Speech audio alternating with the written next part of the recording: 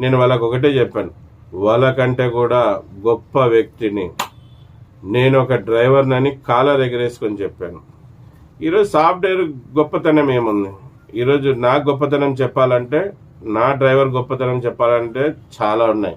ఈరోజు సాఫ్ట్వేర్ కంపెనీకి పోవాలంటే నేనే తీసుకొని పోవాలి.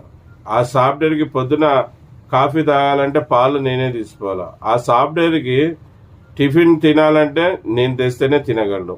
మధ్యాహ్నం భోజనం చేయాలంటే కూడా నేను తెస్తేనే తినగలను.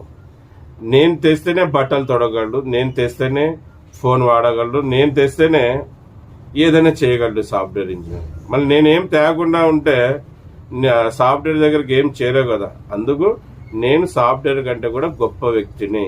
ఈరోజు దేశ పౌరుడిగా ప్రజలందరూ కూడా ప్రతి ఒక్క వస్తువు వాళ్ళ దగ్గర చేర్చడంలో కీలకమైన వ్యక్తిని.